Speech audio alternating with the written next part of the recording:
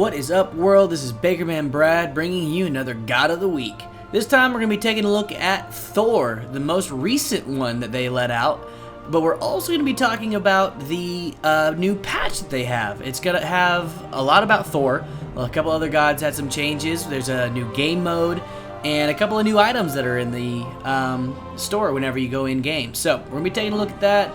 If you want to take a look at the stats on Thor, just like any other time, you can go to the gods list, where you can take a look at all of his abilities. I'm going to be not talking about them in-game, so I'm not going to get too carried away with explaining them here, just so I don't bore you to death. But just click on each icon, and you can then get a description of what each ability does. And you can also take a look at the lore behind the god Thor. So, I think that's enough talking about what he looks like, and the boring part, let's get on to battle. So after a flashy intro, there is battle to be met. You need to figure out what kind of boots you want to wear. So, you can always go with the warrior tabi, being that he is a fighter melee character, but the recommended items say the reinforced boots, and I've actually found that the boots of celerity add quite a unique advantage on the battle. So, if you get the boots of celerity, they increase your movement speed dramatically over any of the other boots. However, for this build, we're going to go with the warrior tabi just to get a simpler build. But try out the boots of celerity next time you have a free chime and see what they do for you. Now, as always, in the beginning, you also want to get stocked up on some potion, either for mana or for health. In this case, I like to usually start out with mana potion, just because when you're pushing the lane with somebody, you're more likely going to need an additional push whenever you don't have an ability. So, it's up to you, but I suggest the mana potion. With Thor, and like I said, he is the fighter melee class, you're going to want to be in the side lane, because he doesn't have the range to push from a safe distance. However, he does have the physical power to do a lot of damage early game, so if you get in a little squabble early on, you can come out on top just by beating the crap out of the people there. You're only going to have one ability early on, so you still have to be careful, but they only have one ability early on. So, if you get lucky, and you have someone who's rather foolish, team up with the guy in your lane and take him out. Children, please, it's only a game. And here's a good time to talk about one of the updates the patch had. If you get the first kill in a round, you actually get first blood. And any kill has a cool little animation to it now. You also get to see who killed who whenever you're looking on the screen, even if you weren't on anywhere near the action. So back to Thor. Your first ability you're going to want to get is Mjolnir's Attunement, followed by Berserker's Barrage, because as you see there, they combo rather nicely. Mjolnir's Attunement is actually a directional attack where Thor throws his hammer in front of him, and it will come back, dealing double damage to gods if it's hit twice. And Berserker's Barrage does area damage in a circle around Thor, which also makes him immune to stuns and knockbacks for the duration of the ability. Another one of Thor's ability is Tectonic Rift. Thor smashes his hammer down on the ground, creating a rift and slowing enemies down that are in the area of effect. Now, it's a very narrow path, but it has a very long range. Unfortunately, it doesn't do any damage if they get caught in the spikes. That'd be awesome if all of a sudden it just shoots up, spikes them, they're stuck and getting hurt. Maybe take more damage, something like that. But for now, it's simply utility. It's going to be for crowd control and nothing more. Now, even though Thor is a fighter class, he can actually take quite a bit of damage early game. Can't take nearly as much as a tank can, but he does a lot better than a mage does by themselves and somewhere else on the fighters. So, if you get in a fight and you have somebody that comes up for a gank off on the side here, just like Hebo, you can actually close the door with Tectonic Rift, soak up a little bit of damage, and help Cupid escape there. So, yeah, cute little baby's now safe. And once you're done saving those cute little babies, it is time to smite those who are trying to slay them. So, let us take to the sky with Anvil of Dawn. As you see, Thor, after a short casting time, leaps up into the air and can then smash down to the ground from a very long way away. Now, anyone caught in the landing zone is actually stunned for a few seconds while you do about 300, 400 damage. It's not going to be the most impressive destruction force, but there is nothing as frightening as an ulti gank. And if you chain together all of Thor's abilities, starting with Anvil of Dawn into Berserker's Barrage while the enemy is stunned, hitting them with Mjolnir's Atonement, and then slowing them down with Tectonic Rift, you can scare a lot of people and kill a lot of people. Plus, on the positive side, Thor, being a fighter class, doesn't have to chain all of his abilities together to get a lot of damage dealt. He can do individual abilities and clear out the path pretty well, and help finish off some enemies without really having any type of combination going on. But apparently Thor's dad didn't want to share any of the fun here and block me out of the smiting, so, well, okay, there we go. So when you're able to actually get near your enemies, you can actually do a lot of damage with your basic attack too. Also, instead of using the ultimate as a gank, you can chase enemies really well because of that long range that you have. And even when there's a tank in the way, you can clear out the path really well. Now, remember whenever Odin got all pissy and didn't have me help in the fight? Apparently he remembered me going in there and saving him, but wasn't happy about it, so he goes and blocks me off again. Father, why do you hinder my hammer dropping upon our foes? If you simply... Thank you. Now, let us continue on with Father and smite these enemies.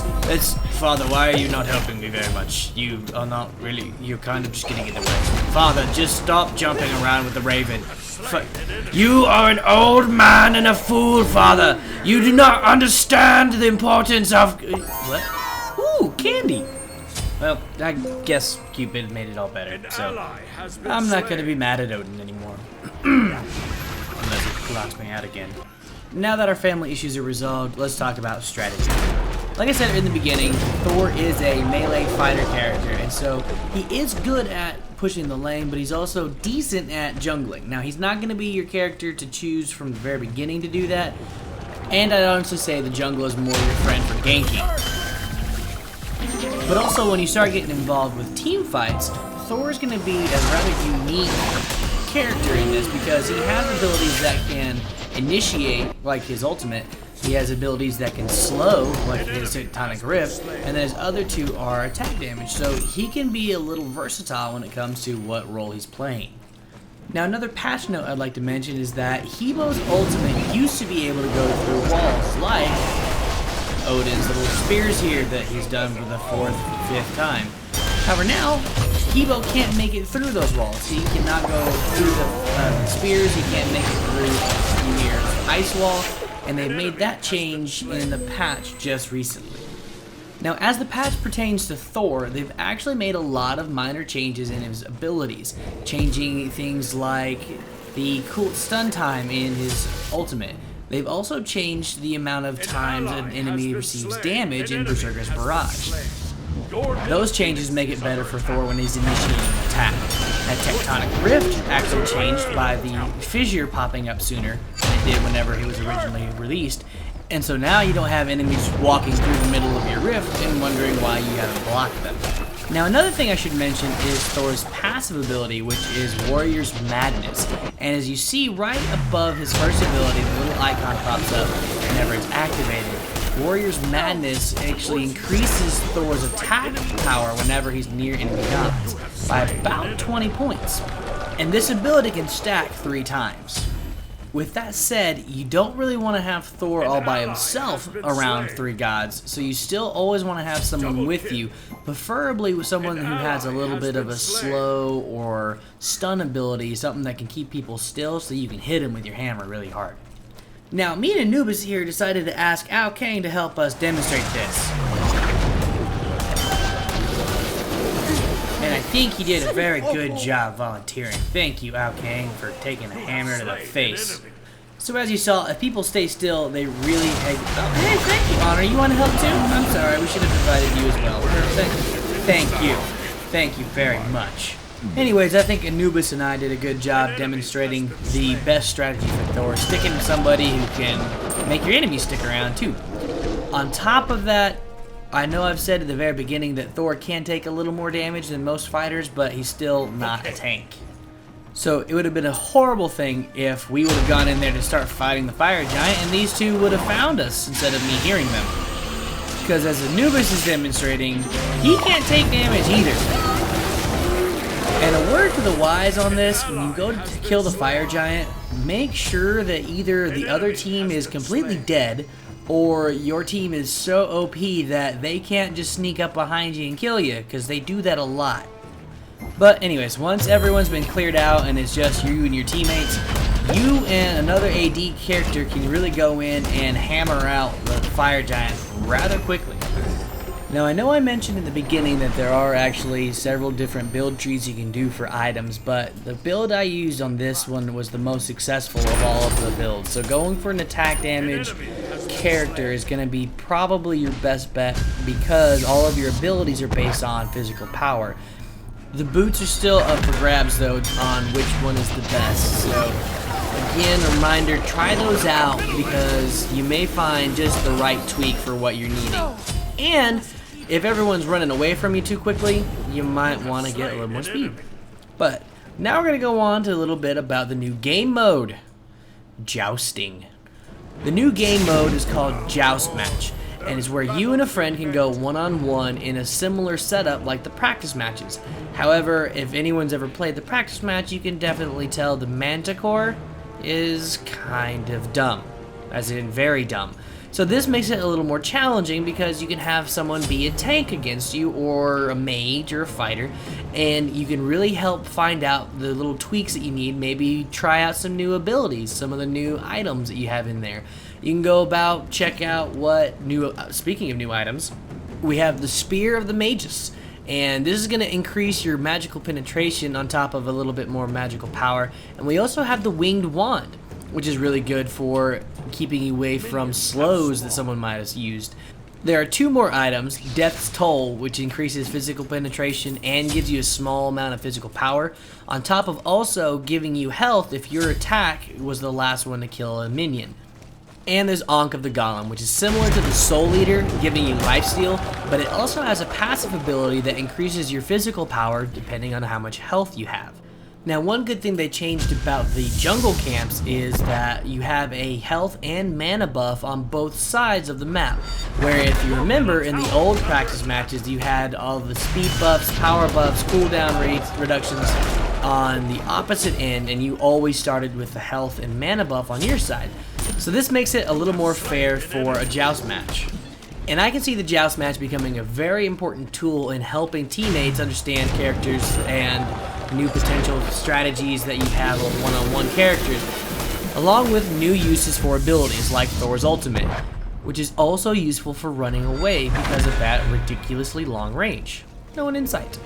Now, the other point to mention on the joust match is that it is one-on-one, so you don't have to worry about being ganked so much, but you still have to worry about being caught by powerful attacks and combos. So it's going to be a little different whenever you're running away from someone and they catch you on their own. They get to brag a little bit more.